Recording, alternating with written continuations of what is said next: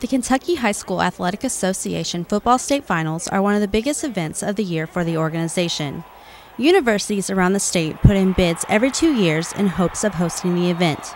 Western Kentucky University is currently in the second year of their contract with KHSAA, and according to the Director of Campus and Community Events, Jeff Younglove, the relationship with KHSAA in previous years gave Western an advantage. It used to be in Louisville, and it was there for several years. It used to be in Lexington as well. KHSAA, we have a good relationship with them through the Girls Sweet 16, and they actually had approached us and said, we may be looking at some other opportunities for some other locations, and we kind of talked with the Convention and Visitors Bureau and kind of jumped at that opportunity. The benefits in hosting the state finals are numerous. The City of Bowling Green isn't the only benefactor. Assistant Director of Athletic Facilities, Les Forsyth, believes that Western gains a variety of benefits as well. A lot of people that may not have a reason to come to Bowling Green or may not have a reason to come to WKU, it gets them on campus, lets them see how nice not only our athletic facility is, but the university in general, and sparks interest for high school kids to to want to be a hilltopper whenever they've completed high school. Coordinating an event of this size involves advanced planning and work. Many departments on campus have to work together in order to make sure the event goes as planned.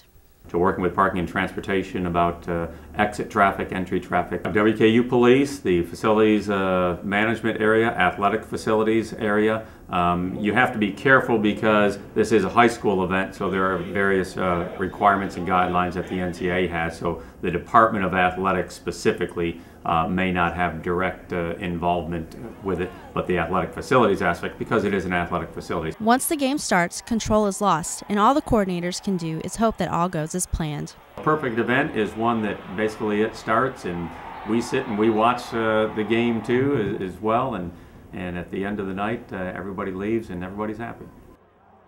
For the Extra Point, I'm Kara Key.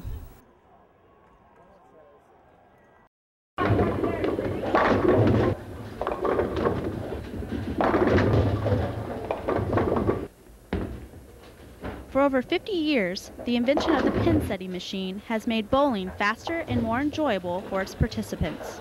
Before this pin setting machine was developed, people were hired to work at bowling alleys to manually re-rack pins once they were knocked down. 50 years later, like so many other things, mechanics has replaced manpower. The ball hits the pins, it would take and it would hit a pit cushion in the back, which will trigger the machine to reset, and that will bring the deck down to pick the pins up that wasn't knocked down, and then in turn sweep the pins that was knocked down. And then after it sets the pins back down on the floor for the bowler to be able to bowl their second ball, it takes, and we have what's called a pin elevator back there that takes the pins back up to the turret where it drops the pins back down into the bucket for whenever they throw their last ball, it sets a full deck of pins down for them. According to manager Lisa Miller, the machine is powered by a motor and a series of 18 belts. It operates similar to an elevator because of the belts and the up and down motion that moves the pins. The invention of the automatic pin setter has made bowling different for today's players. It's a give and take situation. While games in the past led to more socializing, players now can fit up to 3 games in the time it used to take to play just one. For News Channel 12, I'm Kara Key. Tug is one of the highlights of Greek Week. Fraternities and sororities spend months practicing for the event. Each team may have a different strategy, but the goal is the same: to win. People think that you just get on there, just pull a rope. It's a lot more than that. People think that you can be big and strong and pull a rope. I've seen these small guys outpull the biggest guys on this campus. It's nothing about strength. It's all about strategy and how fast you are, and also your form. If you don't have any form, you're not going to do good at all. Before each tug, team members dig holes in the ground to mark their places and to help keep their footing. Teams have 7 minutes before the tug to dig the holes and to wipe off the rope to get a better grip. Basically just dig the back of our heel into the ground and just try to make it as deep as we can. That'll give you more leverage on the other team. So you want to dig the best holes that you can. Once the tug of war begins, strategy comes into play. Methods such as flying are used to gain more slack from the opponent. The anchor's role in strategies such as these is key. Without the anchor holding the end of the rope, team members would not be able to get a firm grip on the rope and they could risk losing.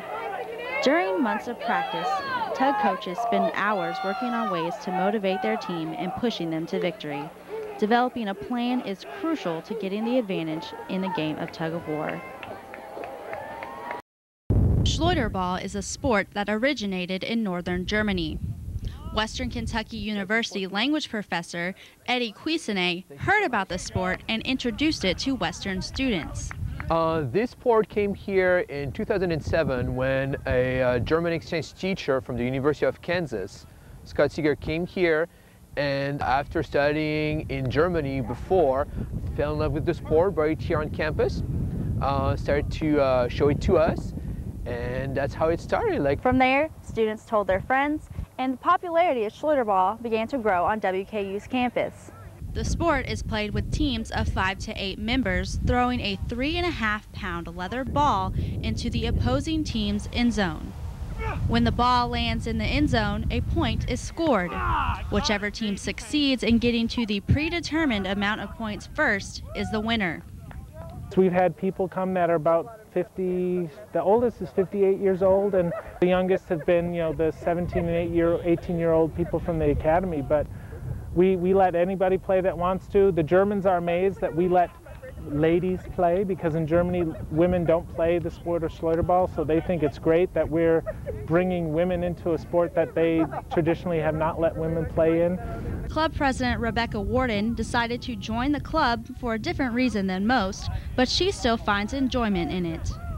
Actually, I had a crush on this guy, and we were in German class together, and so he wanted to go play, and so I wanted to play, and needless to say, it's a year and a half later, and he's not here, but I'm still playing. So. Whatever the reason students decide to play, Schleuderball is slowly gaining popularity thanks to something as simple as word of mouth.